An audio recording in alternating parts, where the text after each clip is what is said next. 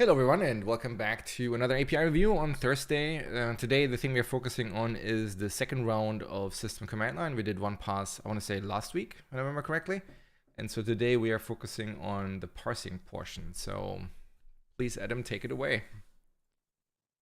Yeah, so as Imo said, last week we have approved first part of the APIs, namely the APIs for creating a hierarchy of symbols.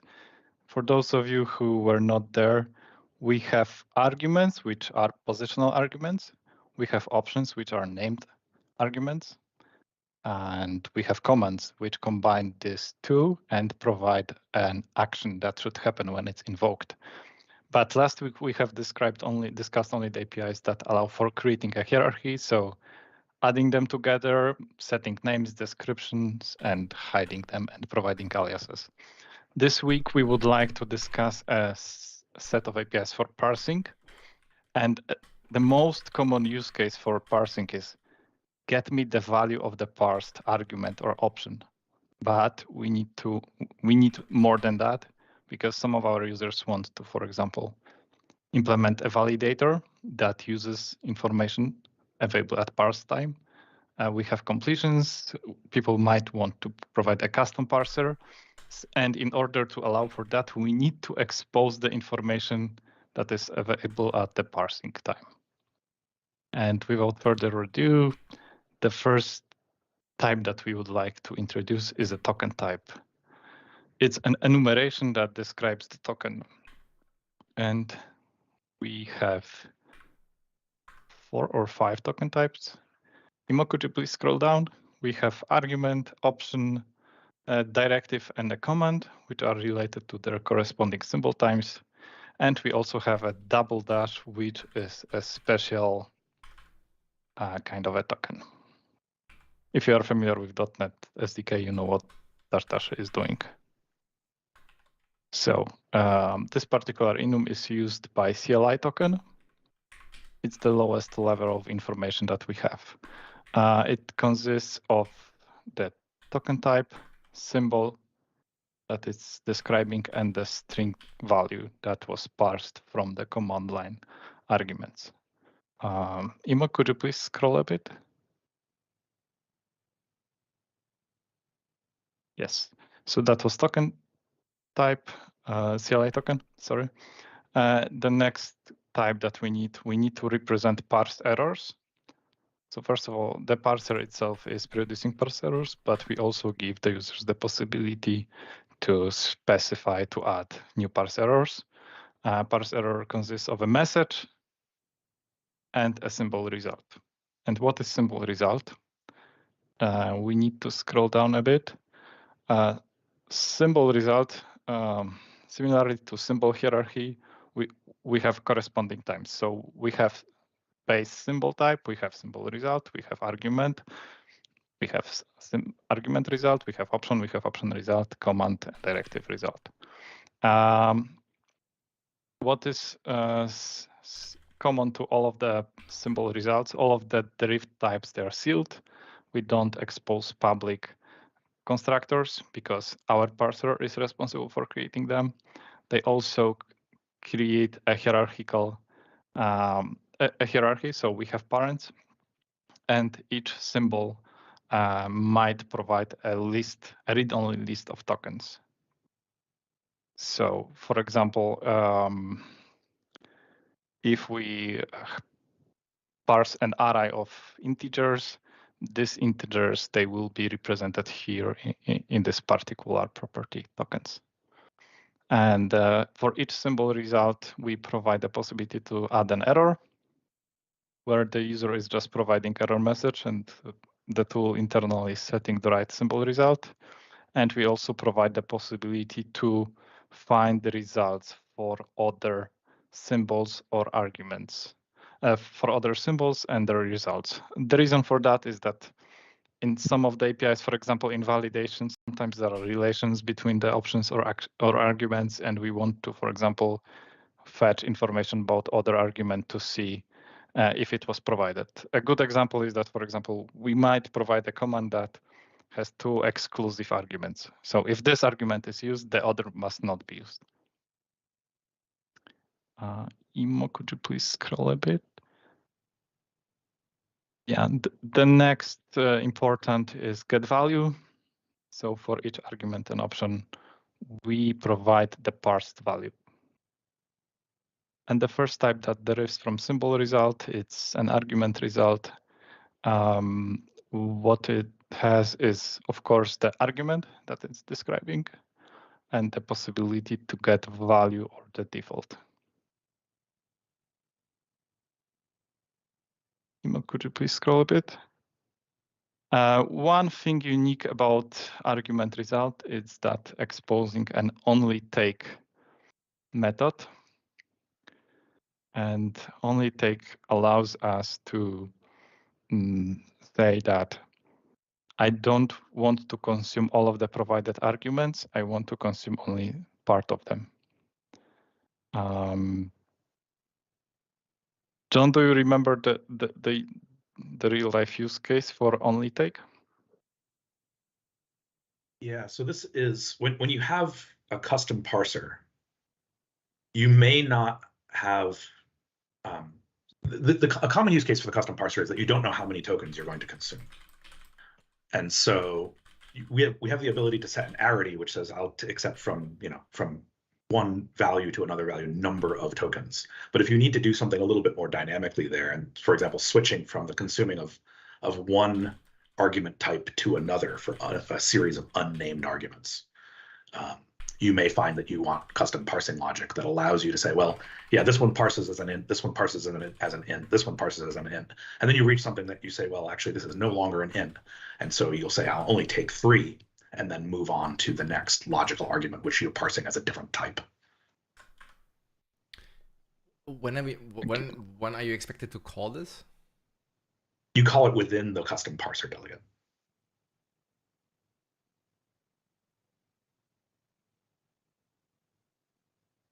So presumably this is basically still being called while parsing is still happening, right? Because you will make different decisions. But then logically, it seems like the result I get after parsing has been completed. So that's why I'm confused when you can call this. Inside of the parser,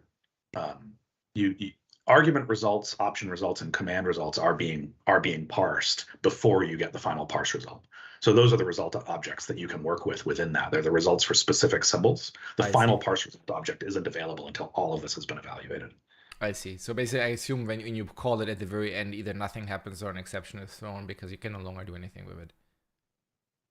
It's not an exception.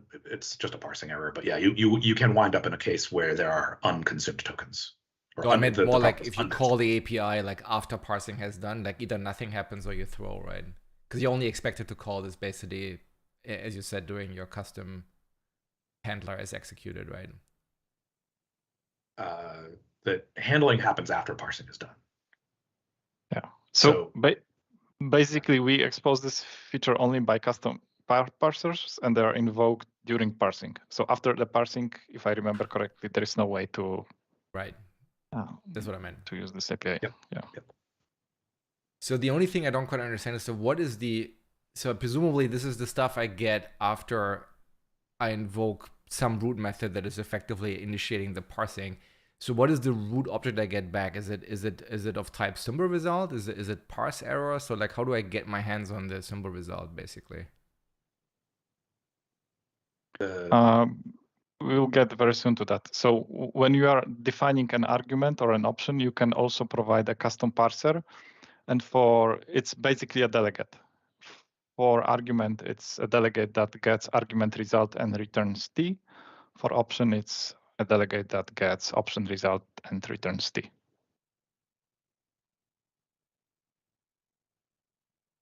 So you define it with the arguments and symbols, and then when you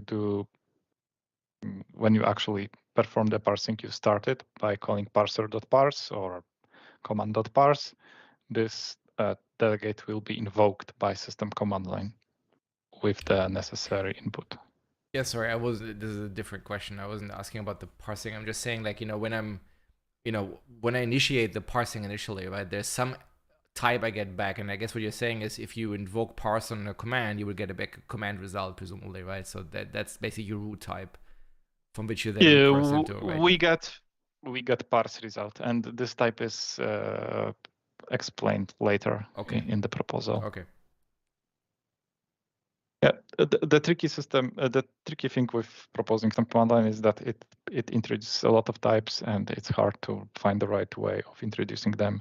So I kind of selected here, went with the kind of C-like order of defining types. Yeah, that's totally fine. I'm just trying to like have a mental model of like what do I start with, right? So, but basically we're saying there's maybe a parse result or whatever, and then from there I basically dot into the children, right? Logically, right? Right.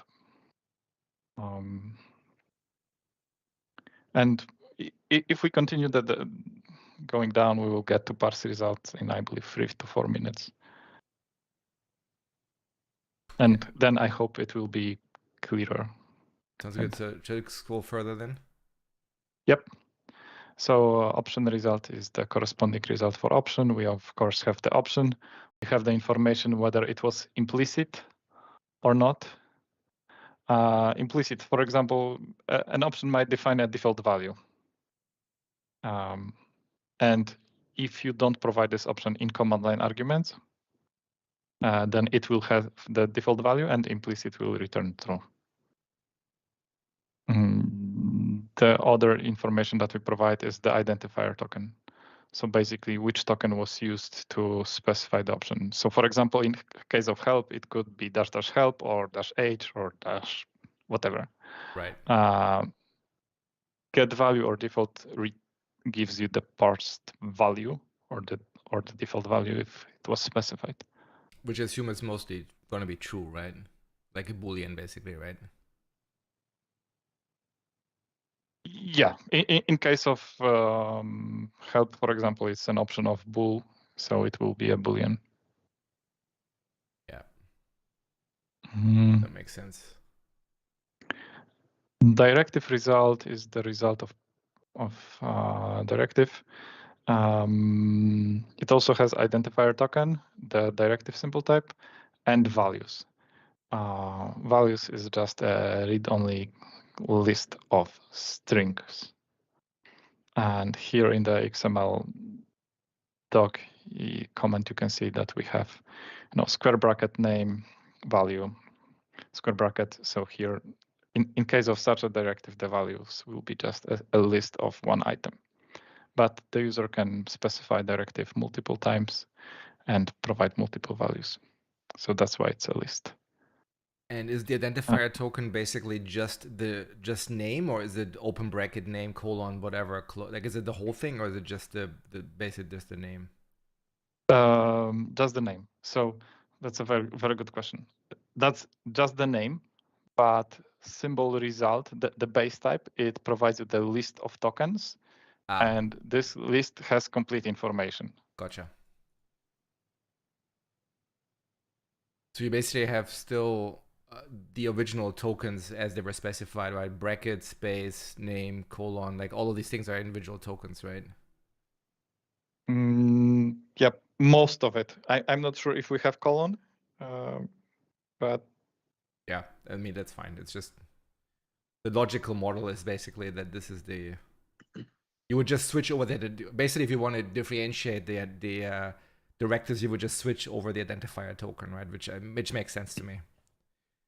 Yeah, we currently, there's some trivia effectively that is missing from the parse model today.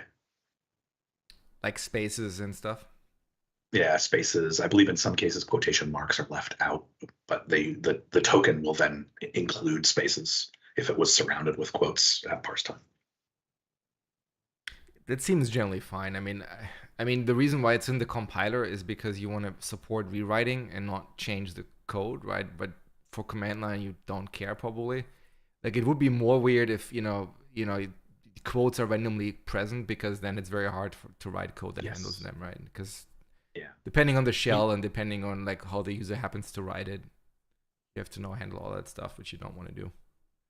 But the question that's come up a few times is, can you parse a complete string? And we do have an API for parsing, for providing tokenization of the complete string in a way that's intended to emulate the experience that someone has when they're typing at the command line. We also support things like, that also allows you to support potential tooling via the completions model and maybe diagnostics and things like this within an editor experience rather than just a terminal experience. So some of these needs for additional trivia parsing might come later, and it's something that's been kind of in the back of our head, but we didn't implement it. Makes sense. On that note, I'm curious, like when you look at what Roslyn faces, every time we come out with a new version of C# and there's more things added to the syntax trees or the semantic models or whatever, analyzers break because they're all looking for specific shapes. And it's just sort of expected that your analyzers might need to be updated the next time you upgrade your compiler. What's our thinking about that with regards to command line parsing? Like if we ever introduce new things here, is it going to potentially break existing use of these APIs, looking for specific shapes of things? Well, so there's one hint of this that we have right now. We have this command line. I can't remember what it was renamed to. There's a command line string splitter essentially that does the initial tokenization pass, and we had realized that, especially because some people will have different expectations on the tokenization behaviors from one shell to another, right? Which isn't actually our job to parse that, but we want to kind of provide a reasonable fidelity experience there, especially for testing purposes. So we saw that these different kinds of command line grammars could be incorporated by switching out the string splitter. So that would potentially accommodate these kinds of changes. You could sort of allow people to choose which string splitter they wanted to use, both for testing purposes as well as for analysis. You could say, well, I'm using this one instead of that one. That's a potential area. It's not open for extension today, but it was one area where I think we could accommodate these kinds of changes in the future. I mean, if I understand Steven's question correctly, like he's basically asking in the Roslyn context, there is effectively the separation between the, the compiler / parser that is part of the compiler, and then effectively the third-party ecosystem that sits on top in form of analyzers, right? So the compiler never breaks in the sense that, the parser, the syntax trees are always self-consistent, right? Because they're updated at some point. But then the third-party ecosystem might not work, right? But we don't really have that equivalent here, right? Do we? There is a conceptual separation there, but most of what we're talking about here is at the parser layer, and most of the kinds of syntax changes that we would hope that the parsing, that these symbol results here that we're looking at would remain the same even if the tokenization subtly changes or we allow people to customize it at a later date. Right. So like, I guess my question is, if you just look at it from a standpoint of people that define their command lines using these APIs and then parsing them, over time, their results should never differ, right? Even if we add new features to it, right? That would certainly be the goal, yeah. Okay. And recently, I raised, like in the C# context, you've got all of our analyzers and Roslyn analyzers, and once a week someone opens an issue about this new feature in C# 11 doesn't work with the analyzer because the analyzer isn't paying any attention to the new node for representing that language feature, and so effectively the analyzer is broken because it doesn't understand the new thing that was introduced. But I think what you're saying is there's no corollary here. Correct. Yeah. Right. We don't expect people to interact directly with the syntax at this point. I mean, in a sense, even if there were, right, I think my argument would be if we think that's acceptable or / unavoidable for C#, we could probably take the same stance here, right? Because that's just the best you can do, right? Potentially, and I guess it depends on who we're talking about. This, like in the Roslyn case, it's the consumers of it are it's tooling, right? It's analyzers that are plugging into the compiler. It's a specific audience. Here, it seems like the consumer could be applications that are processing their command lines. So you're basically saying, like, because in the Roslyn context, it's basically interactive, right? It's presented to a user. So even if it's wrong, it's well, the user makes different decisions based on that. But it's not like you're breaking automation effectively, right? Right. Yeah. I don't know this one. I'm just raising it as I'm trying to understand the situation.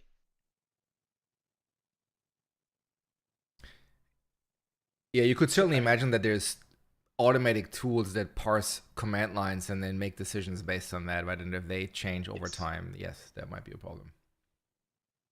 Yeah. Okay, we can move on. I don't know if there's anything to do about it. I'm just trying to understand whether this is viewed as complete as is forevermore, or whether we do expect augmentation and evolution, in which case presumably some things could end up breaking. A good example of evolution is the recent introduction of directives. Right. So what it took was introducing a new enum value for the token enumeration, then introducing a new type that derives from symbol, the directive, and a new type that derives from symbol result, the directive result. And if someone had been using these APIs prior to that introduction, and they'd written something entirely based on these APIs prior to that being introduced, when that was then introduced, is it possible they would experience different behavior, or they just wouldn't be able to parse something that they couldn't have parsed before anyway, or? So I think the behavior would be the same. I mean, not really, right? Because I mean, you're basically now reserving the brackets, right? Like before, somebody could have parsed it as an argument, and now it would be parsed as a directive, right? Yeah. One thing that we will very soon explain here is the unmatched tokens. So the final result also comes with a list of strings that were not matched. And we also give the users the possibility to treat them as errors. So if somebody was using the square brackets previously, they could end up in the unmatched tokens collection.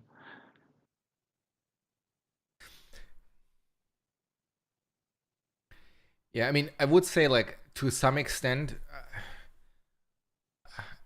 I mean, in a very specified language like C#, they basically try to make sure that when they introduce new things, that it always means that it wouldn't have parsed before, right? And now it parses, right? So you basically never have a case where you get different parse outputs, right? But that's not always true. That's true enough for most cases, but they have enough cases where it's not true, and then they just either decide to take a breaking change or do some unnatural acts to avoid this.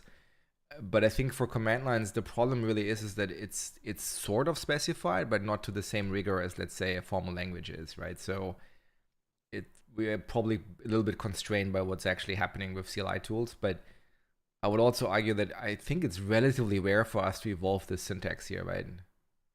I think once we have directives, I mean, that's kind of like a catch-all for a lot of things, but are we really going to evolve syntax for CLI parsing, you know, as actively as C# does for its language? Probably not, right? So I wouldn't say we would never do it, but it would seem fairly rare. Can you see hands, Emo? I don't know. I cannot actually, because I'm okay. Then I'll be rude. I'll interrupt. I just want to add that there is kind of a difference here between the CLI and C#. We have cases. We are ourselves one of those cases with the CLI where we sometimes do weird stuff. And so POSIX, the language of POSIX does not have a spec in the same way that C# has a spec. So we've responded to that actually by allowing custom parsing. So if somebody needs a particular behavior, we say we're going to allow that. So yes, we are in a position where we don't have a stable ecosystem at the same level that C# does. And I'm not sure we can do anything about that because the underlying world the sea we swim in, okay, is not as locked down as it is in C#. And this isn't just like a weird niche case. We're going to be working on trying to make sure that we get things right for not breaking scripts as we bring this more into the CLI. Right now, there's some special casing still remaining in the .NET CLI to work around this. So Stephen, I think it's a brilliant point, and I wish we swam in a different ocean because I wish that we could treat this more as a Roslyn, it's all there kind of a world, and I'm just not sure we can. So that's why we kind of have this little bit more vague token. Somebody could have picked up a token. We have no idea what token they picked up. So if we ever make a change where we pick up a token, someone could have already picked it up. And you're absolutely correct. We're just not going to be able to, I think, have quite that much rigor.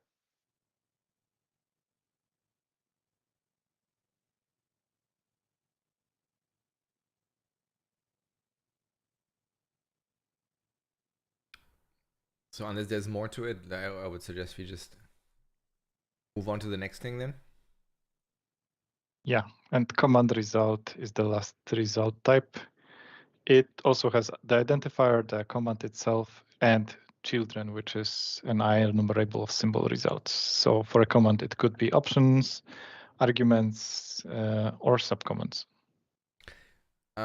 Just a question for the object model. So when you have something like .NET add package, which is like 3 tokens, that's logically 3 commands, right? Yeah. Yeah. Okay. So .NET is the root command, add is the first subcommand of it, and package is another subcommand of the add subcommand. So then identifier token is always, you know, one token only, right? Yeah. Right. Yeah, that makes sense.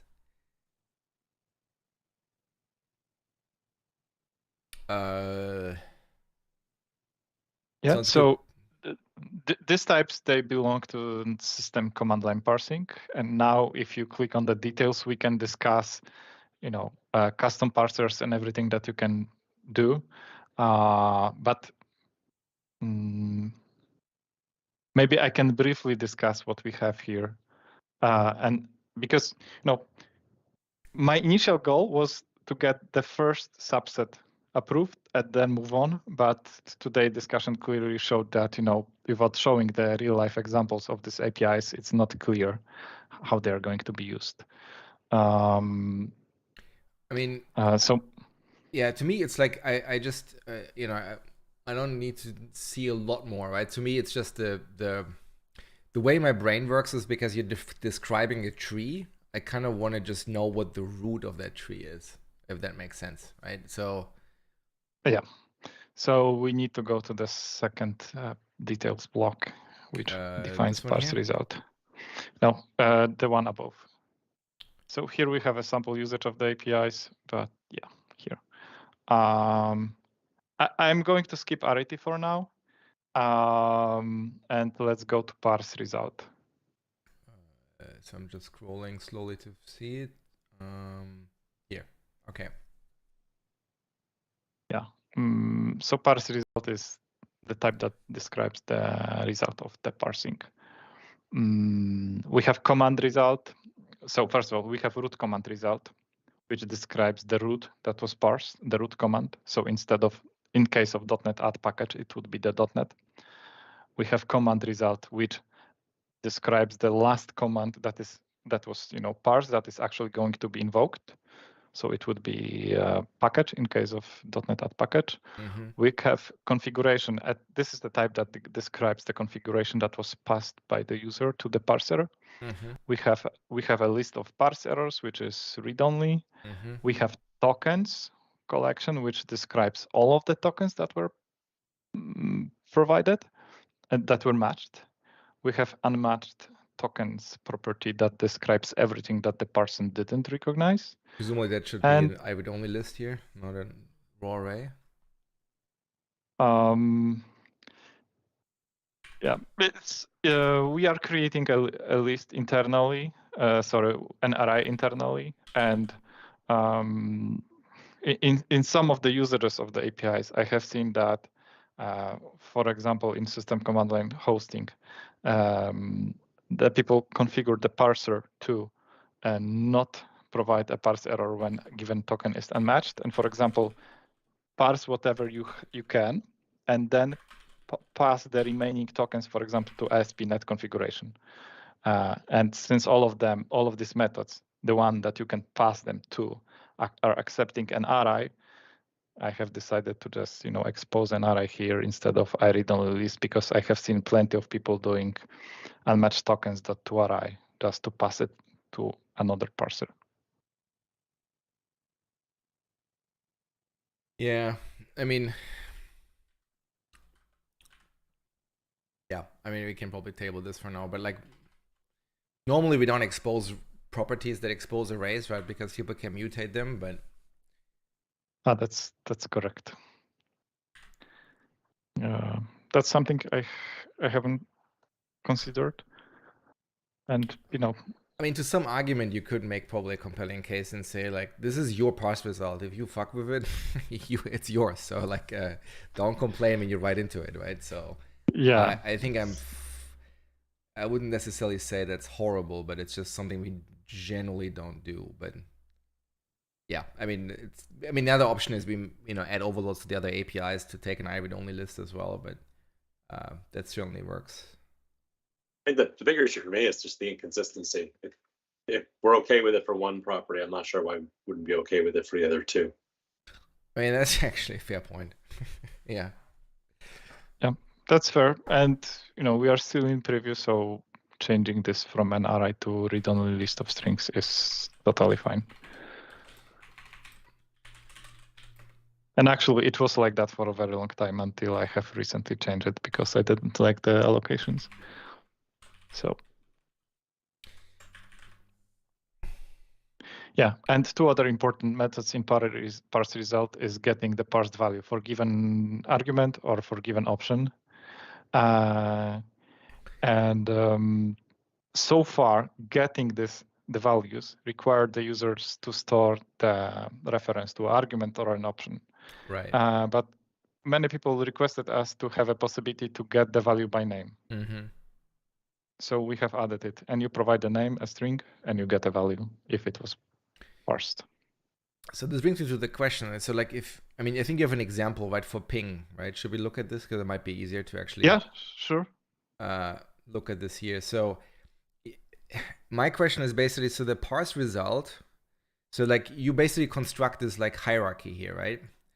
Yes. So can I, and I mean, in this case, it's just, effectively very simple hierarchy, right? But you could have a more nested hierarchy, right? A command, a command, a command, a command, and then an option, yes. right? Can I ask the outermost object for an option that is in the very inner, or do I have to kind of find the direct parent of this thing to actually ask that question? Does that make sense, what I'm asking? Yeah. I think I understand it, yeah. The answer there is, Adam, do you mind if I? Yes, of course, please. So the parser model that we're discussing here is really just defining the grammar for your CLI. Right. How you then bind that to values is very independent of that. So the answer to your question is yes, very much by design. You can use this to say this option is valid at any level of the hierarchy, and you can still look up the value for that option later, regardless of how it was actually specified within the command line. Yeah, I mean, to me, logically, if I ask with the actual instance, that would be not ambiguous, right? Because, there's only going to be one. But if you ask for the name, yeah, now you have ambiguities, right? That makes sense to me. Yeah, okay. Yep. Yeah, and when it comes to ambiguity, the getting value just by name is relevant only to the last command that was parsed. So to the most. To the last. Yeah. That makes sense.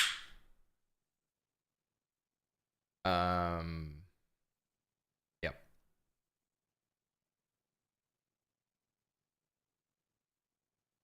So presumably, parse, does it exist on anything, or is it only existing on? It only exists on commands, right?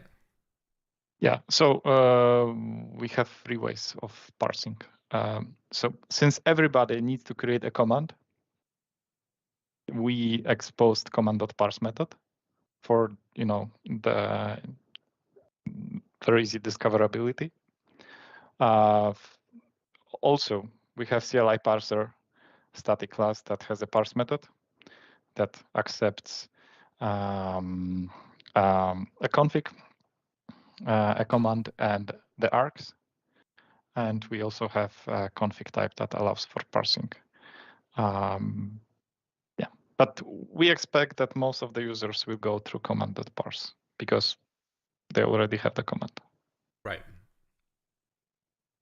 And previously, it was not the thing. Command was exposing invoke, and many people were thinking that parsing and invocation is like a single step. No, it's actually two different steps. So you have a possibility to parse a command, you get parse result back, and then you have the possibility to invoke it, to execute it. But this is something for another round of review. Yeah, this makes sense to me. So then I guess, should we look at the detailed APIs you have here? Presumably, yes. Yes, but I'm wondering whether we will have enough time to discuss all of them today. So you're the only candidate. So you have an hour and 15 minutes left. So okay, whatever you want to talk about. So we can discuss arity. So when it comes to arguments, we can specify the minimum number of the values required for given argument and the maximum. And argument arity is a struct that describes basically these two values. So we have minimum number of values and maximum number of values. We know that this name isn't very intuitive, especially to people who don't have, for example, experience with compilers, APIs, but we haven't come up with a better name that would describe this thing. That's a broad question, just naming question. What dictates whether something has a CLI prefix or not? Like, why is, if it's CLI argument, why isn't it CLI argument arity? And also, why CLI? And I know command line interface, but like. That is a very good question. So in the past, we didn't have this prefix, but in the first round of review, like that happened a year ago or 2 years ago, we have received feedback that for things like symbol, token, parser, people will run into naming conflicts. And that is why we have decided to introduce the CLI prefix very recently for the types where running into conflict would be very likely or more likely. Yeah. So yeah, that's the answer. And you're right, we are not 100%, not all of the types are having this prefix. Yeah, I think our general rule is like if you have a single word like token parser, right? Then conflict generation is high. As soon as you have 2 words, it's already much lower. So things like symbol result, for example, are less problematic than just symbol, right? So I think that's kind of why, if it's already 2 words, does the CLI prefix add a lot of disambiguity or not? I mean, maybe there's a consistency argument that once you know one name, you know the other names. Maybe they sort nicer in IntelliSense or something like this. But I think for disambiguation, I don't think it's necessary to have CLI as the prefix for everything. Okay. Just all fair arguments. There's something about the lack of consistency. It's from a perspective of looking at the set of APIs within the namespace, it's relatively arbitrary then whether there's a prefix or not. Because the prefix is being put onto things that have a higher likelihood of conflict with stuff outside of the namespace. Right. So it just seems strange. I can get over it.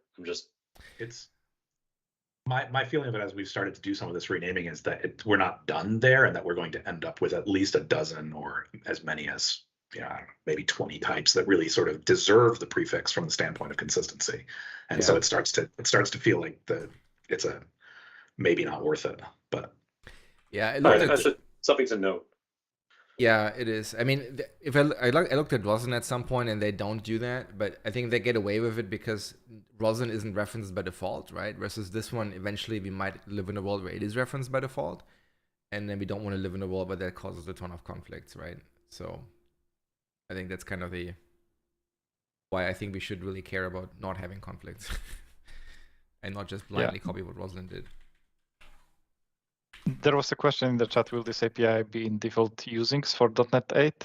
I don't think it's going to happen for .NET 8, but it might happen for .NET 9, where we might introduce a source generator-based solution and change the default console app template. Right. Yeah, to me, like I would just say from a design standpoint, we should design the API such that if we want to make this happen, it's not happening only because of conflicts, right? If there's other reasons not to do it, that's fine, but it shouldn't be because we have naming conflicts. I find it really strange that this was in global usings for what it's worth. I would expect this impacts like one file or a couple files in your whole application, but it's not like collections where every file uses a collection or maybe every file uses link.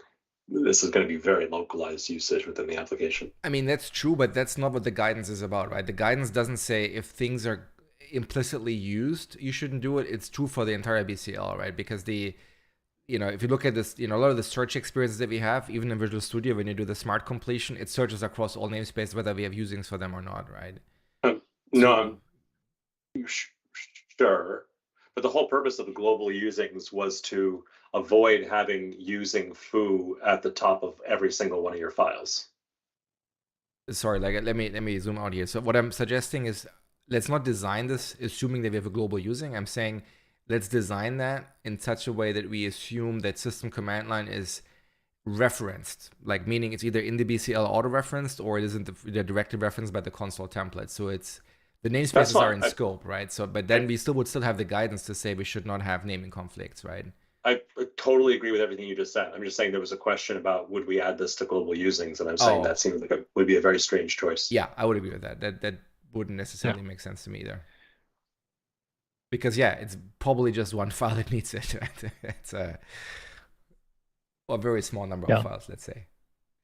And if we are successful with the search generator based solution, it will be even an auto-generated file, and we expect actually in the future 70% of our users to not use these APIs directly. So you can imagine having like void main, and instead of getting an array of strings, it would get, you know, a Boolean, a string, an integer, whatever your application needs. And, you know, behind the scenes, we would, you know, generate the symbols, handle the parse result, and pass it to the main that the user has defined. Right.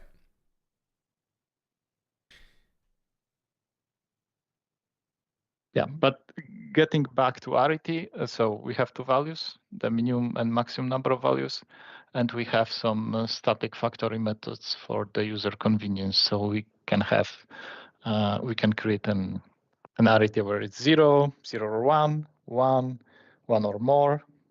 If you scroll down a little bit, we have just provided the helper methods for the most common use cases. Right. Yeah, that makes sense to me too. Awesome. And it brings us to extending CLI argument type that we have introduced in the previous round. So CLI argument already has from the symbol type, it has a name, description, and help name properties, and possibility to hide it via hidden property. And for the sake of parsing, we need to extend it with arity. So users can define how many tokens they're expecting.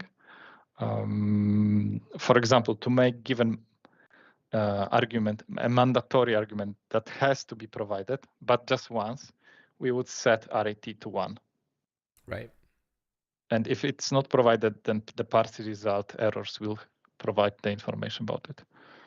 Yeah. And another information that we need to expose is whether it has a default value or not, and a possibility to get the default value. How do I set the default value? That's a great question. And if you take a look at the generic CLI argument type, you can specify a custom parser that gets argument result and returns a T. And you can specify also default value factory. And I think that the design of the custom parser is quite straightforward. So we give you argument result, you give us T back. But when it comes to default value factory, it's not 100% self-describing why we are actually providing the argument result what was parsed. So in some cases, we need to have the information from the parsing. For example, to produce an error. A good example is .NET Run, where we don't have to specify the path to project file, and the parser is actually custom default value factory is actually checking, oh, the value was not provided, so I'm going to take a look at the current directory and search for a project or a solution file. If it's not found, then I'm going to report an error to the argument result and return a null. I'm still not clear, like why do you need to inspect the argument result to make that happen? You don't always have to do it, but because most of the users, they just want to provide us a value, like 0, 1, or anything. But Right.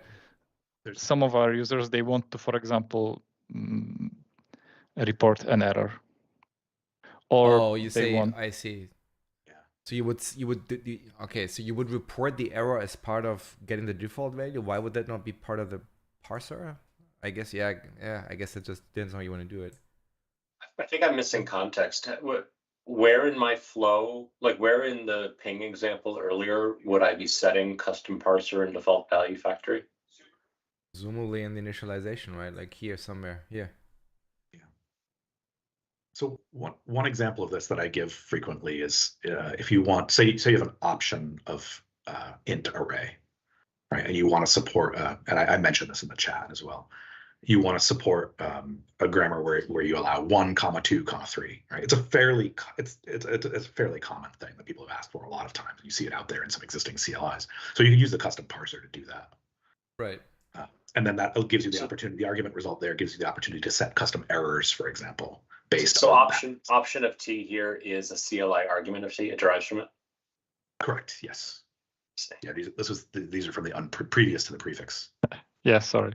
And Imo, if you click on the details box in the top left corner, I have defined .NET build using the APIs.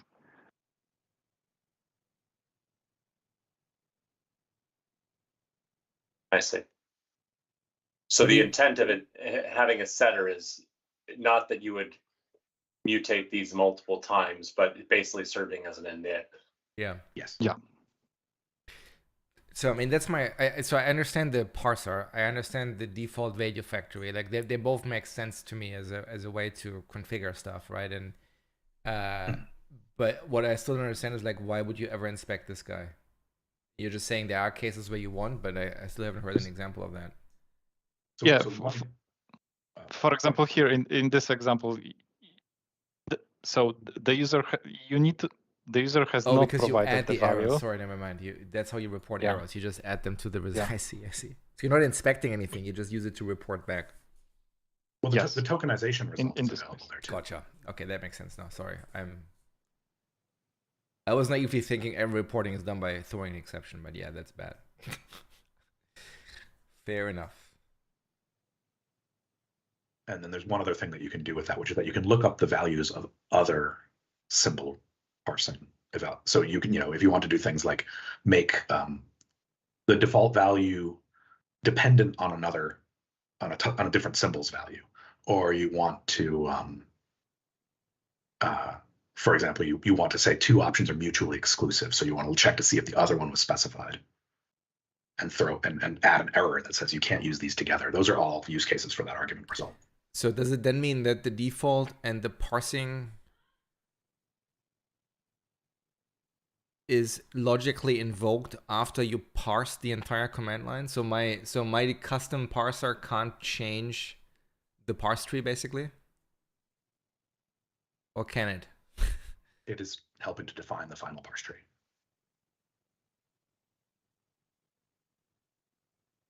Interesting. So, but that means you have don't have ambiguities then, ordering issues or anything like that? No. Yeah, never mind. But so I have a question on these 2 delegates. The default value factory, is that executed in the scenario where you are, say, building up a help document to show to the user? Like if they do --, something like that? Oh, that's a great question, actually. Yeah. Yeah, default values are printed in help by default.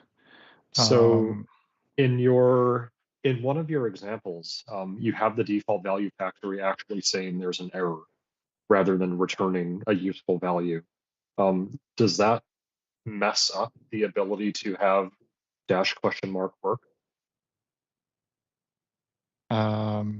Yes. So if you have a parse error, we are not going to display the help for you. We are going to display, an information that,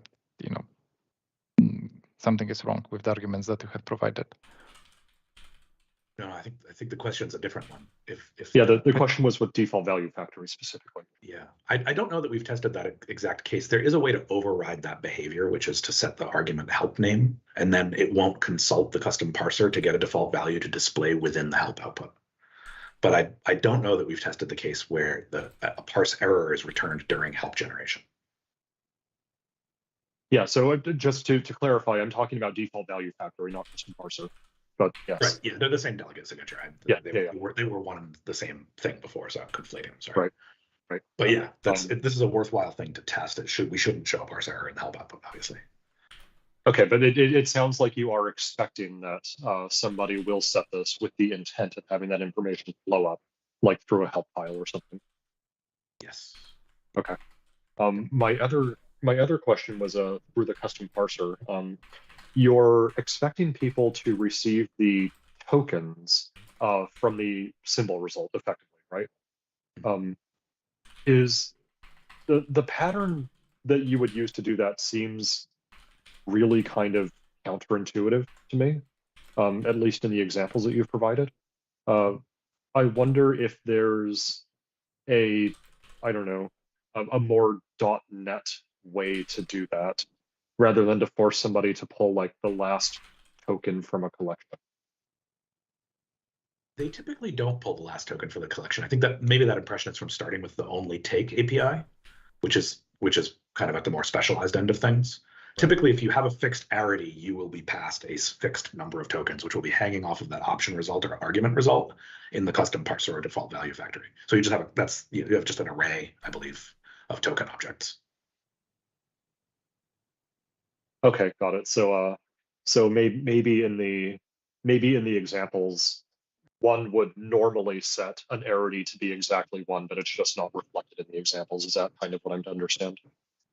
Yes. By default, the arity is going to be set. You don't even need to set it directly if you don't want to. We infer it from the type, from the generic argument type for the optional argument. But yes, it'll be exactly 1 or 1 or more or 0 or more or something ahead of time for you based on that type. It tends to be pretty intuitive. And Levi, you're right that I shouldn't have used the last in the example. I should have just reference to the first element of the collection. It would be simpler and easier to understand. Well, I guess what I was getting at is I think most people would find it easier to understand if you didn't have to deal with a collection at all. Like a string was given on the command line because the command line is like someone typed in literally a sequence of letters and then hit enter. Like that's a string. Yeah, the problem now is like, how do you deal with that when you have multiple arities, right? Do you provide like the single version and the collection? I mean, we could, right? I mean, we could just say the single version effectively just does collection dot single, right? And then it blows up when there's more than one. Yeah, and I'm not saying that I know what the answer to this is. It's just I'm looking at this and I'm thinking it seems like a common scenario is I have exactly one thing and I just need to turn it into whatever data type I'm expecting. Yeah. And it sounds like getting that one thing seems to be unnecessarily complicated. I mean, in fairness, like it's only when you want to do custom parsing, right? So I would assume most of the basic types like strings and ins and bools, you never have to write a custom parser for, right? So yeah, exactly. Sure, yeah. So maybe you're right. Maybe the answer is so few people use this delegate that it's just a non-issue. I mean, you're basically in the case where you want to tweak the behavior, right? So you're already in the, like, hopefully in the 10% case. Yeah, and somebody in the chat asked if we should be exposing all of these APIs at all. So our thinking here is that we don't want .NET developers to waste time developing their own parsers because we are missing something.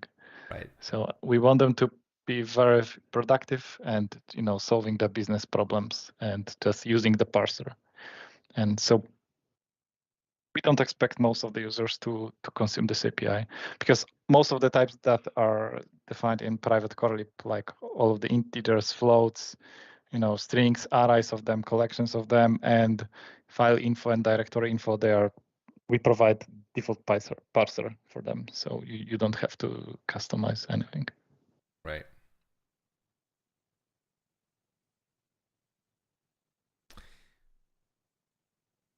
We just keep going then. CLI argument of T we just had, right?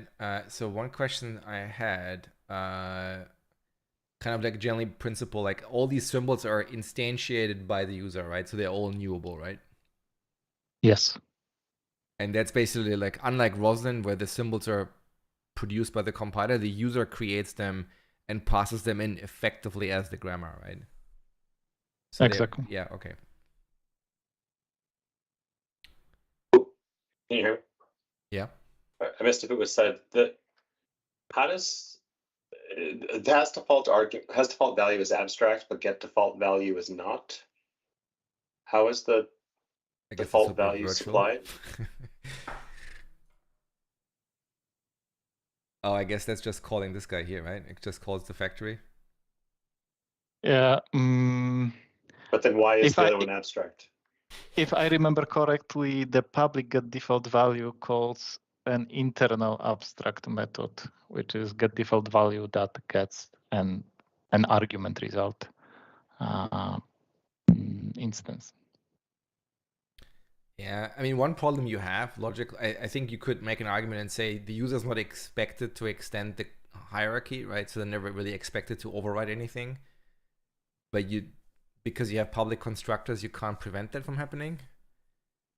So you could either decide that we don't care and we basically don't have any sort of virtual or abstract methods publicly. They're all just internal. Or we could decide that we don't care. We do support extending this, but like the non-abstract types have public constructors. Yeah, so the problem, when I understand it correctly, is because we want the user to basically just new them up, they have to have public constructors, and as soon as something has a public constructor, you can't prevent them from extending it, right? Right. So, but I don't think we expect the user to extend it, right? Because it's a closed hierarchy logically, right? Right. So that's why it shouldn't matter what is virtual and what's abstract. Right. In which case, you either seal them or you have. I don't know how you do it. Yeah, you can't seal the types like here, right? Like it's like I mean, you could put an internal abstract method on it, and then only our own types, only types in this library could override it. But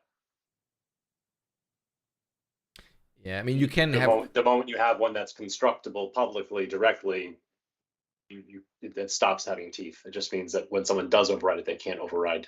When someone does derive from it, they can't override that method.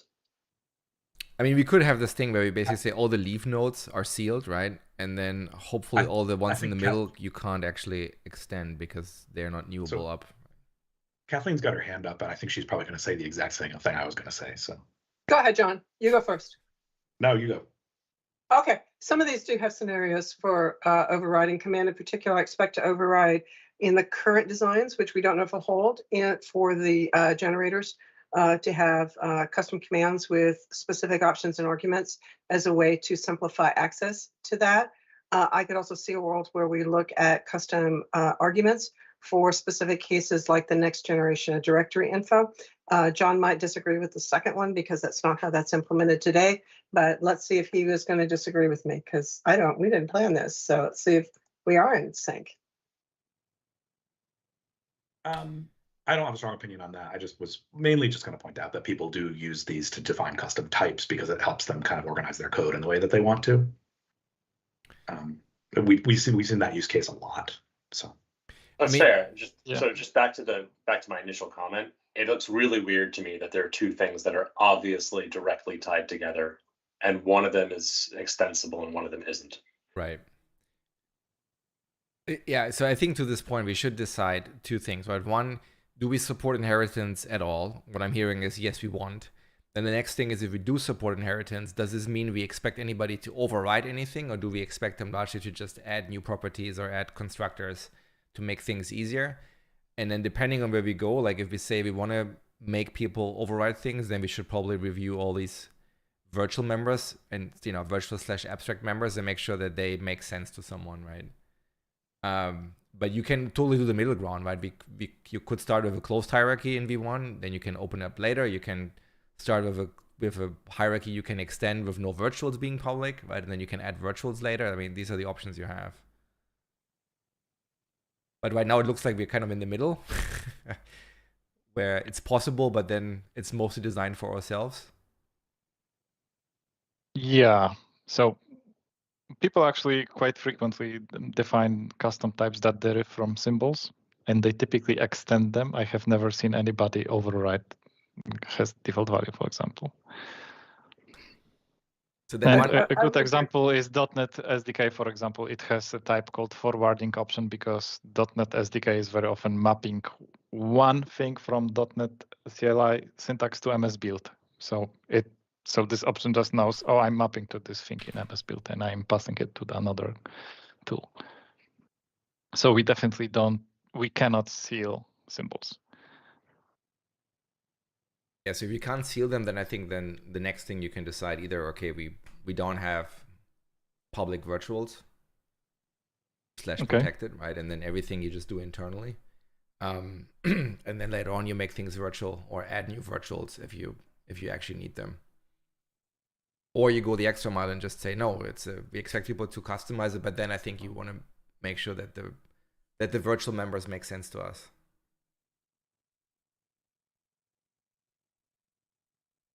So I guess the decision for you is like, if you consider it plumbing, internalize it. If you consider it extensible, then we should probably do a pass over them. So it's really up to you.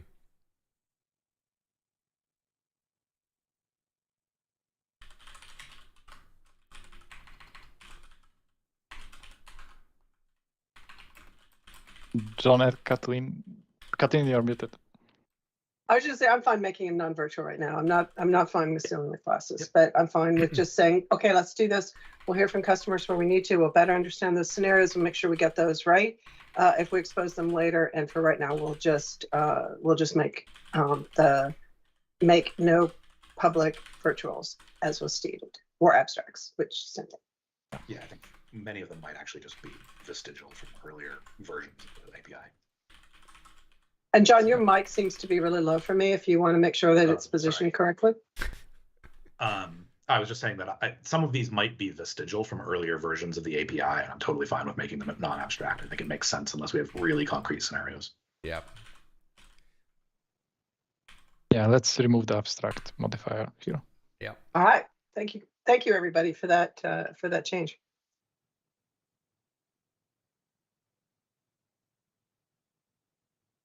Yeah, the next type is CLI option. Similarly to argument, we can provide arity. We can find out whether it has a default value. We need to remove abstract from here as well, and we can get default value.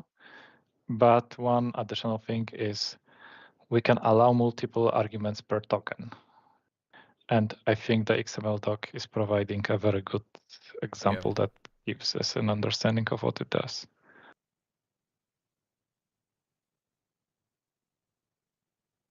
Yeah, I think anybody who has used CLI tool has seen those. Yeah.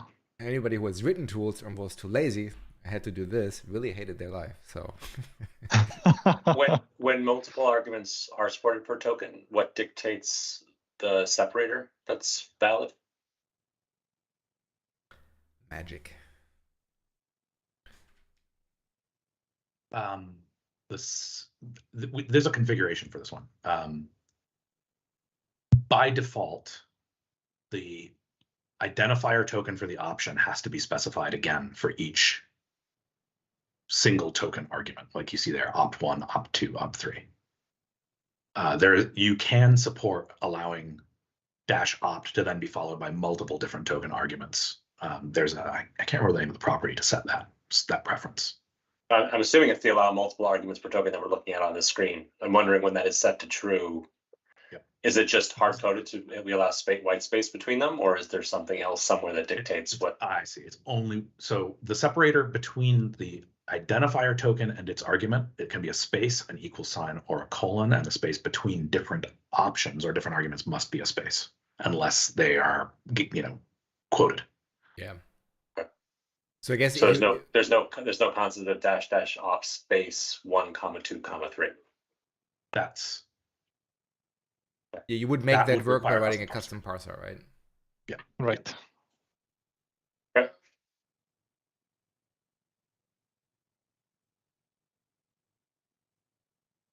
And just to clarify, this appears to be a distinct behavior from arity, correct? Like you can say allow multiple arguments per token true, so someone can write opt 1, 2, 3. But if you've set the arity as 1, like you're still going to get an error, correct? Correct.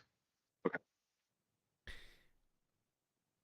Sorry, where are you going to get an error from?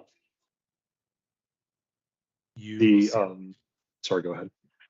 You'll see a parse error in the parse result.errors collection because of an unrecognized token, because the arity for that given option has already been fulfilled. But there's an interesting POSIX twist to this one.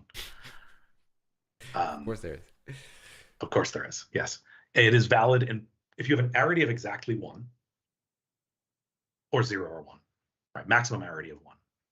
In POSIX, you are allowed to use specify the option multiple times. Yeah, and then last one wins. And the last one is the value that will be accepted. This is used because a lot of people will take an existing command line and they'll just append to it in the shell. And so you're effectively changing the value of a previously specified option by just re-specifying it. Right. For multiple arity, it would be an error, though, right? So if you accept a maximum arity of 3 and someone specifies 4, you'll see a parse error. Right.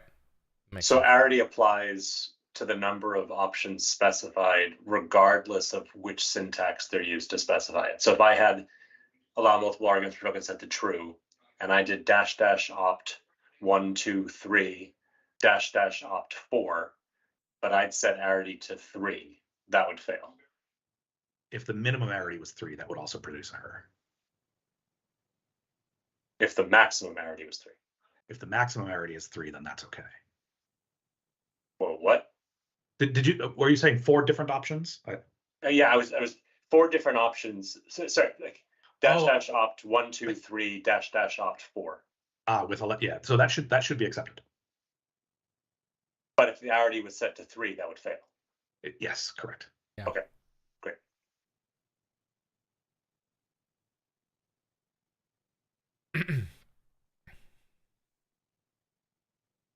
So I have one other question that kind of like related to this. Like, what happens when I change arity after I called parse?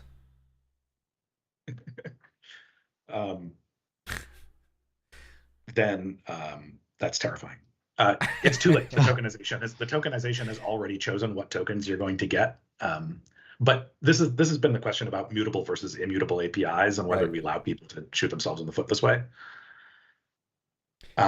The API was immutable, and in order to avoid things like that for a long time, we switched the API from being immutable to being mutable because the ergonomics are just much better and more intuitive as a result. Yeah, we have some behavior in the BCL where we basically like have this, freeze upon first use kind of situation, right? Yeah. Where you can, up until somebody calls parse, everything is fair game, and then as soon as you call parse, and then you just get embedded operation exception for every setter, right? That's one way to do it, which, depending on how complex that is for you to enforce, that might be not desirable, but I would try to look at that because it's, if the exception message is well done, like I think it will explain to people why that's wrong, right? It's like, yeah, you can't change things after you parse, right? Don't do that. Yeah, I mean, this is basically, the not necessarily the factory model, but the initialization model. Like, do you really expect anybody to touch these things after calling parse? Like, isn't parse kind of the end of the road? Probably, practically. That's the typical assumption. Yeah, I wonder if this would just introduce needless complexity because in practice, nobody will run into the problem. Needless complexity and an additional perf cost, which we're optimizing for a fast startup and single use of the parser in most cases. And so we want to get as much of that kind of pre-validation out of the way as much as possible. And I think this is one of those places where we're shaving a little bit of performance there in order to do that. Another Yeah, 'cause option. Sorry, well, I was going to say, I don't think this is equivalent to what we did in JSON, because in JSON, like, we're caching the serializer options. Here, nothing's really being cached. Like, we create it, we use it, we throw it away. Yeah, you can just get yourself into trouble, right? Because when depending on what people do in their parse delegates, right, they might change shit as they were already parsed, and then you might not get an error, you just get ill-defined behavior, right? Yeah. Which is kind of not unlike the JSON scenario with caching, right?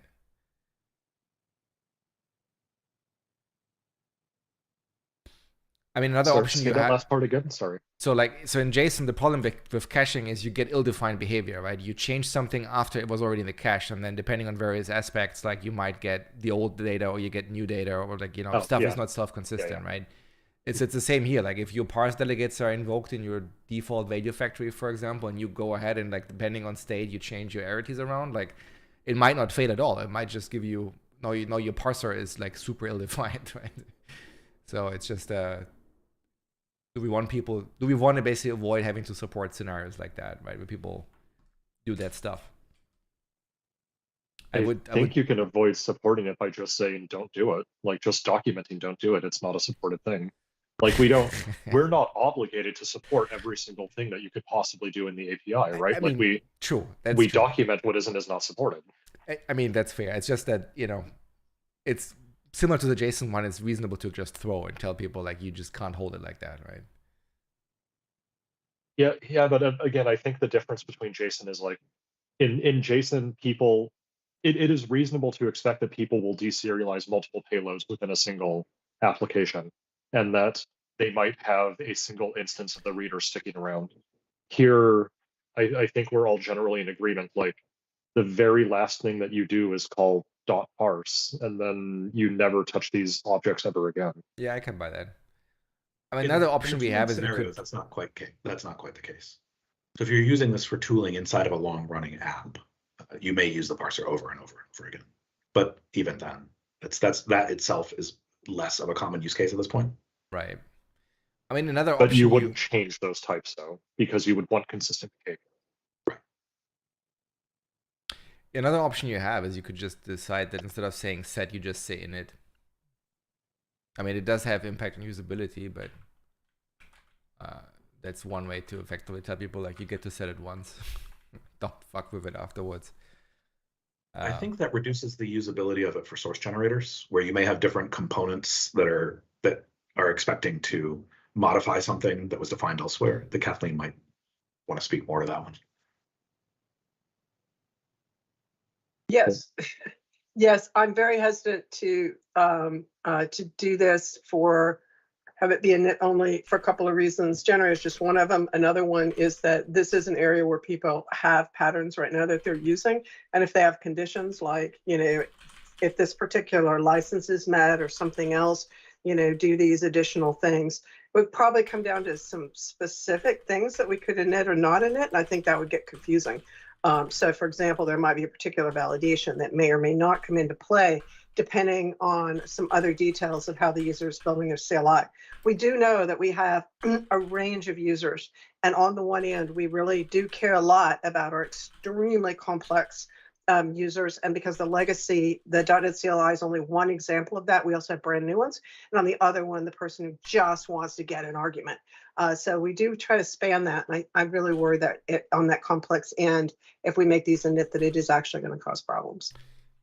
Yeah, I mean, I have to say, like, to me, one of the biggest downsides with init is that I have to write it like this, right, in order for the compiler to be happy, right? And there really isn't anything wrong just doing the instance.property equals thing, right? But except that the compiler then says you can't do that anymore.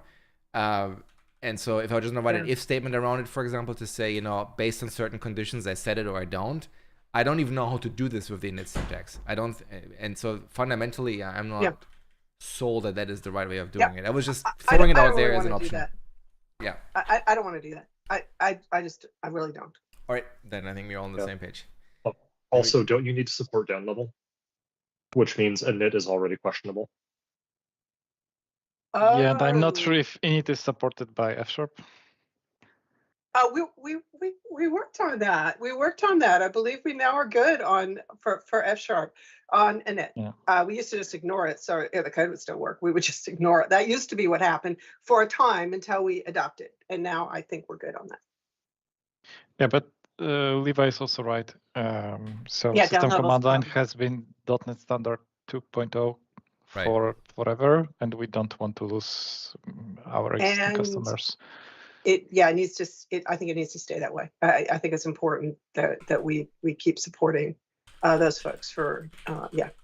Since we're on the topic, are there any other constructs or patterns in here which would be difficult for people to consume down level? Like init aside, since we're not doing that. No, because they're target net standard today, right? So they wouldn't compile. Yeah. Okay. Yeah, we do. Some of the things that we think about, we get into a little bit of shaky ground if we look at the supported C# version, but we and everybody else kind of ignore that. So the fact that we think that switch is important to something you haven't seen yet in terms of what a user might do, they can work. They don't have to use switch, but that's the way we kind of think about it. So I would say that we're there on. I think we're there thinking about that in standard. I think that we've been a little sloppier about our expectations around down level C#. So yeah, so that gets where init is actually down level C#. I believe not down level runtime. I think init is a compile-only feature. I may have forgotten that. I mean, certainly I should know it, but I may not have that. I believe I have that right.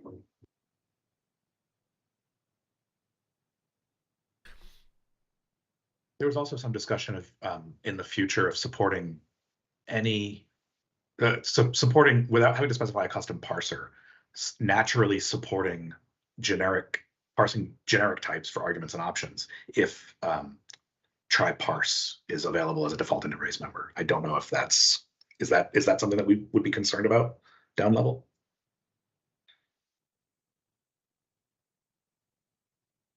Sorry, I think I missed the part. Probably part? a question for Kathleen. Right. I'm sorry, I got distracted for a second. I'm also trying to get some lunch here, so I apologize for being on and off. Ask the question again, because I took it as a question that was for John. So can you ask it again? I was asking because I don't know the answer to this one. For we were talking about what iParsable as having default implementation for certain types. Would that be available down level? Because we were talking about using that to support. DIM is not DIM. I don't believe DIM. Stephen could maybe confirm this, but DIM DIM's not available down level. No, it's not. I don't. Like DIMs are not available in .NET Framework, right? Which excludes .NET Standard immediately, right? So you don't want to do that. Yeah. Yeah, I don't think we want to do DIM for right. I mean, Jeff. Y'all, Jeff and Emo, y'all may be changing your position on this, but it's my understanding that y'all are not ready to do DIM in the runtime. That's another thing we haven't really done it, but I think if there's good reasons, we have used it in things like generic math, right? Because that's the only way we know how to evolve it. I think we would generally still prefer designs that don't require them, and most of the time you just get away with abstract base types. So I think they're out this right would here. be a requirement. It would be an augmentation that would be available, so that parsable types you could just say, I want a CLI option of URI, and it would parse for you without needing to specify a custom parser. But that's not a V1 thing. No. Yeah, and if you say something that would block it, then you might point that out to us. But short of us putting something in place that blocks that in the future, I think it's a down the road conversation. Yeah, that was why I was bringing it up as things that where down level might be interesting to think about in the future. Yeah. But I mean, that's a behavior you can do for .NET 8, right? Because you already have ispan parsable and ispan formatable, right? So you could say like any type that supports that, we can magically parse from the command line, right? That already covers a lot of the types we have in inbox.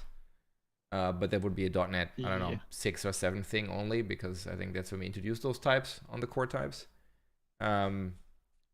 Yeah, I have done some experimentations with that. So first of all, I have tried constraining T to iParsable of T. But we also want to support collections of hypersable. Ah, So we cannot constrain option or argument to T of hypersable. yeah. And when it comes to checking at runtime whether a given thing implements hypersable, the problem is that it's a static method on the interface.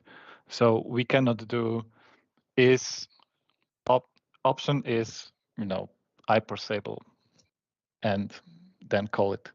It's impossible. So in the future, all we could do would be to implement a factory method that creates that just accepts T that are hypersable, or the most likely the best solution would be to just check it at source generator level and just generate the call.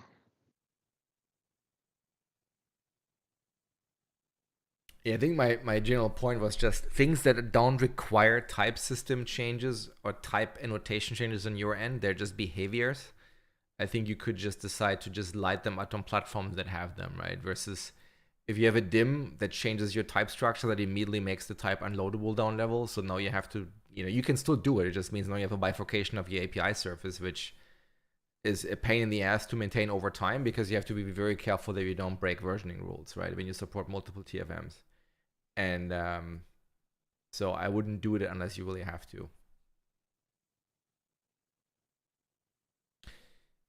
So then, all right, CLI option, I think, is the same as the other one, right? Right. And then CLI command. Yeah. So before we talk about the parse method, we have the possibility to treat and match tokens as errors. Right. It's enabled by default, but some of our users want to disable it. Yep. I like the default because I use mono options and I have to write custom code every time. So I'm happy that it's the default. We are happy to hear that. Yeah. And parse. So we have two overloads. You can either pass an I-read-only list of strings or entire string, and we are going to do the split for you. Awesome. And configuration. So in the previous version of system command line, it was, at least to me, it was hard to discover the configurability. And we have decided to extend parse method with CLI configuration instance.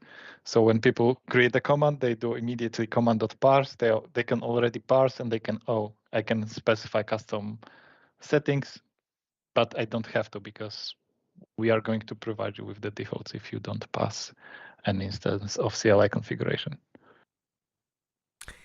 If the string contains the path to the exe itself, do you support that? Or would that be a parse error? I think that we support it because if I remember correctly, environment.getArguments returns this information. Yep. And the args provided to main don't, and we support both. Correct. Yeah, that's kind of why I was asking, because that is a common problem, right? Depending on where you get your args from, you get weird behaviors. And that's also why that sort of arg0 is part of the parser model, is also to accommodate things where the people think about that arg0 as specifying the executable, but they also kind of think about it as part of the overall grammar and syntax of your CLI, right? Yeah. And that can be a full path, it can be an unqualified path, it can be a relative path, and we need to be able to parse that in order to understand where are we in the syntax tree, how do we provide completions, et cetera, et cetera. So that is included. That's the main differentiating feature of the root command from the more general command. And I don't have to configure this, right? You magically figure out whether it's in or not and then do something smart with it? That's true. Yeah. Cool. And remind me, we reviewed CLI configuration already? No, we haven't. And the reason why it's not included in this proposal is that we are still polishing it, and so namely removing properties. So it's not 100% ready, and it also touches both parsing and invocation, and we were not sure whether it belongs here or there. Or sure. Yeah, I take no as an answer. I just want to. Yep. Sorry. Contain my for giving my the wrong answer. excitement. Yeah. CLI parser. So previously we were exposing parser, but at least to me, it was hard to discover its existence. That's why we have added parse to the command. But in case you want to use parser directly, you can omit it and just parse the command here and the arguments. And one more thing that it can do for you, it can split the command line. So you provide us with a single string, we give you back an enumerable strings.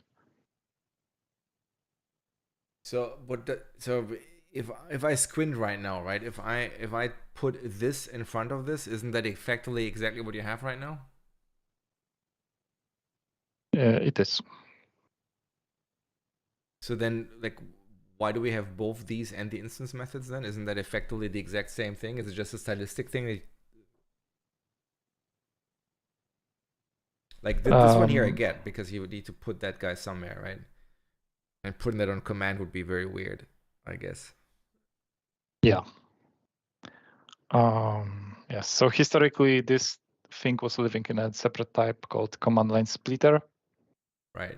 The parser was hard to discover, so we moved parse to command, but we have never removed parse from the parser. But I believe like 90% of our users won't use it, or even more. So yeah, that's an example where I would just say take a position. Either tell people like it's an instance method on the command because that's, you know, you define the grammar, you invoke parse on the grammar, right? That makes sense to me. Or have a static method, but I wouldn't do both. That seems like, yeah, if you can get rid of the public type, I think that would be nice.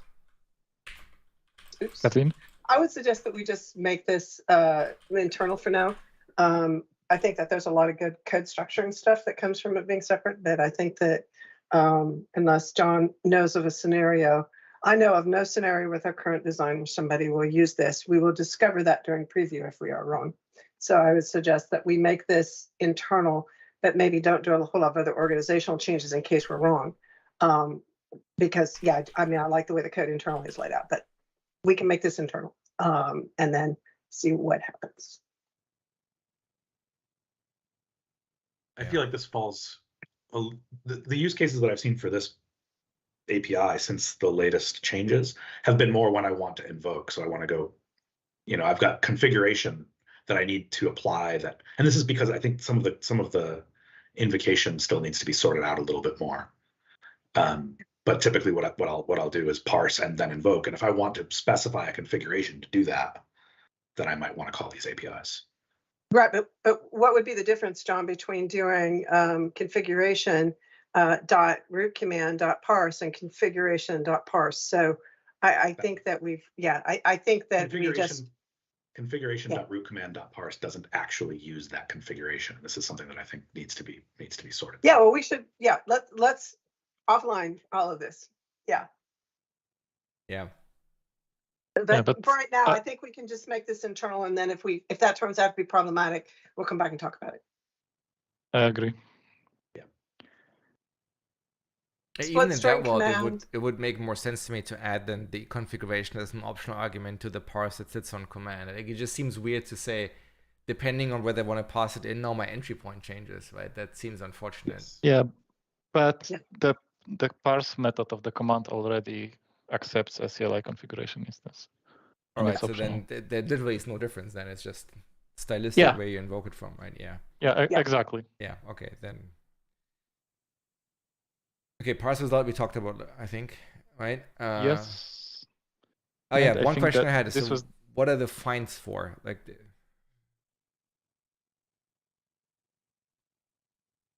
isn't that the same as get value effectively? So this finds the symbol result, not the actual parsed value. The symbol result might have errors hanging off it and things like that. And so it's typically you won't use these, but one use case for them is inside of custom parsers. You want to look up a different symbols result to see if it was also present and then compare them and things like this. Gotcha. Yeah, this is going to be all about combinations. And while I don't want to design for something we haven't created yet, but when we do the generators, it's my hope that we're going to have the idea of exclusive and required options relating to each other, because it's one of the hardest things to get right with a CLI, and we have that's needed. ML.NET's a great example of that. And so when we do that, we'll be having to reach across to different results pretty extensively. And users are doing that today. They are saying, oh, what about this other result? So yeah. So I have a question about this. So say that I have an argument that has an arity specifying exactly 1, but it was not specified at all on the command line. If I say find a result for whatever that argument was, will this return null or will it return a result with an error? It will return a result with an error.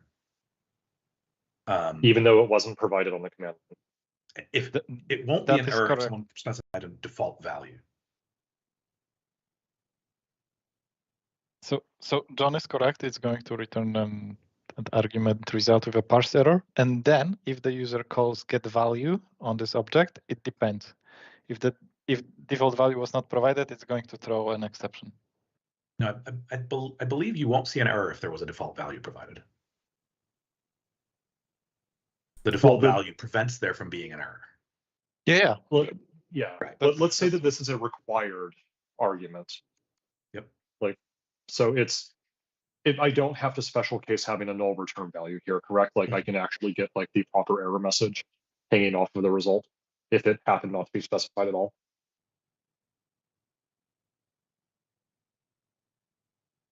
Yeah, I think another way to ask is like, when are you returning null, right?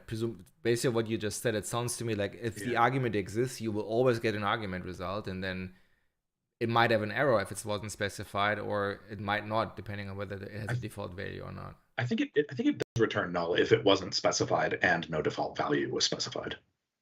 I think that's and it's not required.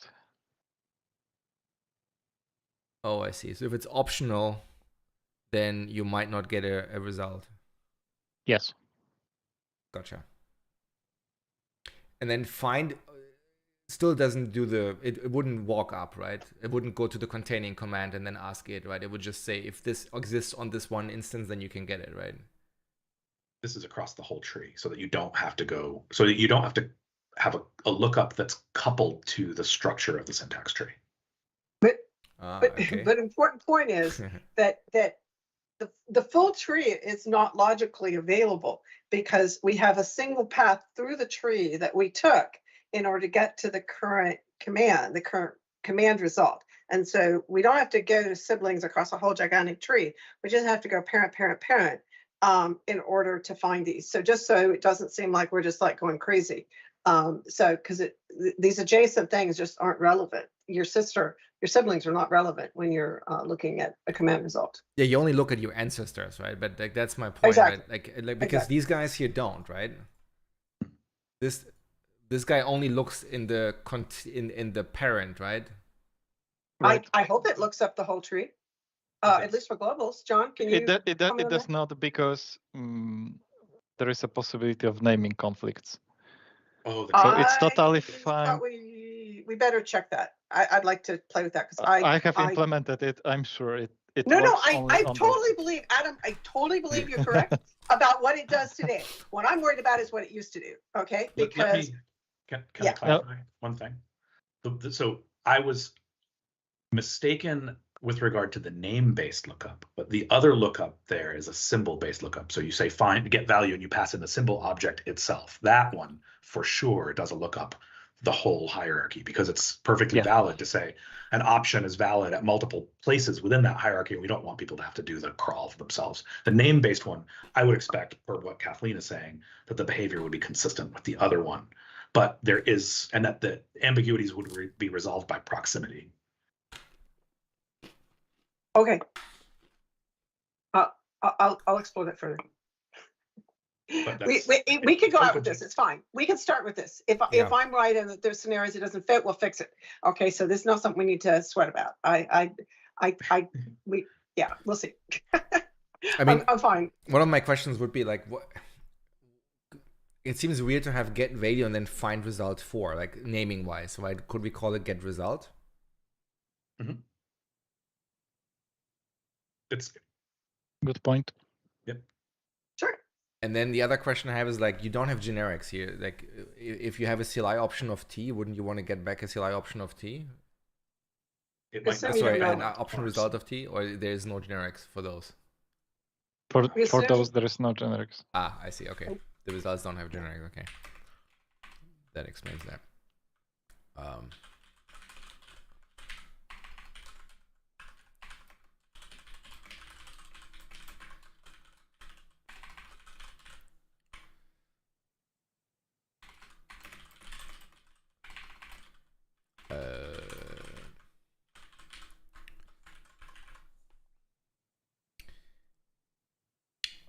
So this is it for today, right?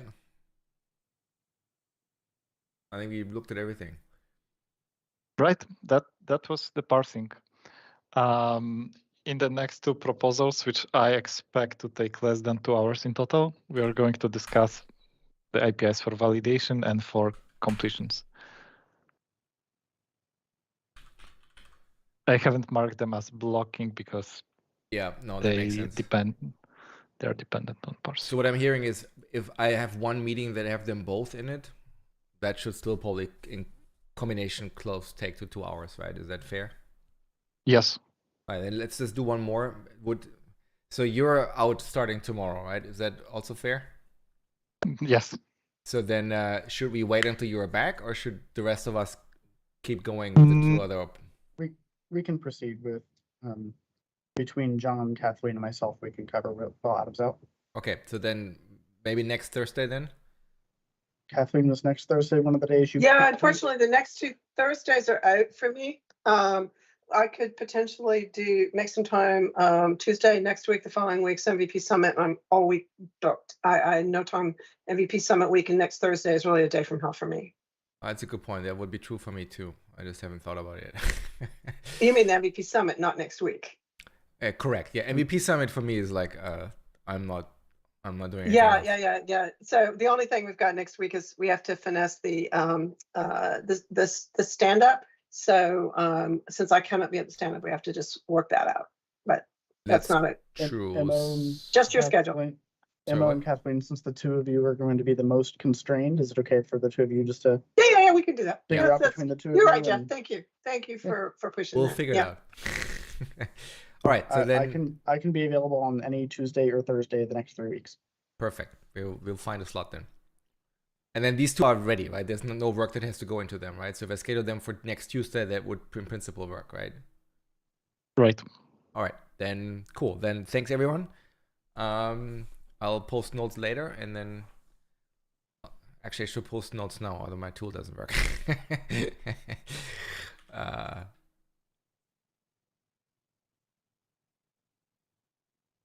Yeah, big thanks for all your feedback and great discussion.